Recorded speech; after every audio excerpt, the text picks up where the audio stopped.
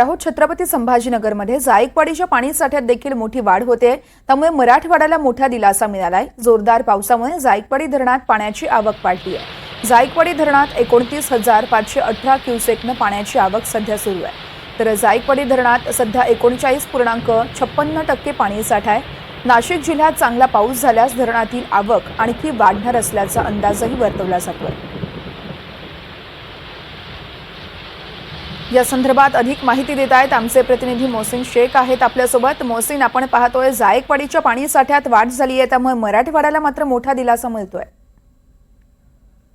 वर्षा, नक्कीच आपण जर बघितलं तर जायकवाडी धरण म्हणजे मराठवाड्याचं तहान भागवणारं धरण समजलं जातं आणि या धरणाची पाणी पातळी जर वाढली तर मराठवाड्याला दिलासा मिळतो। गेल्या 2 दिवसांपासून धरण क्षेत्रात मोठ्या प्रमाणात जोरदार पाऊस होतोय आणि त्यामुळे धरणाची पाणी साठ्यात जे आहे तर वाढ होताना आपल्याला पाहायला मिळते।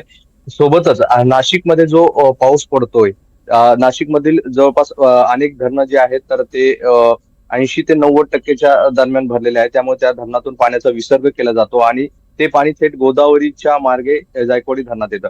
आता सध्या 29,518 क्युसेकने पाण्याची आवक जायकवाडी धरणात सुरू आहे आणि जर नाशिकला आज पुन्हा जर पाऊस झाला तर ही आवक वाढू शकते आणि यामुळे जायकवाडी धरणाच्या पाणी साठ्यात मोठी वाढ होऊ शकते।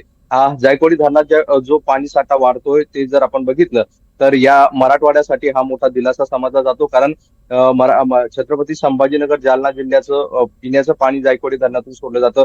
सोबतच औद्योगिक वसाहतींना देखील जायकवाडी धरणातूनच पाणी पुरवठा केला जातो आणि यासोबत जालना, नांदेड, बीड या जिल्ह्यात देखील जायकवाडी धरणातून शेतीसाठी पाणी सोडलं जातं। त्यामुळे जायकवाडी धरणात जी पाण्याची आवक सुरू आहे आणि जायकवाडी धरणात ज्या पद्धतीने पाणी साठा वाढतोय यामुळे कुठेतरी मराठवाड्याला मोठा दिलासा मिळाला असं म्हणता येईल।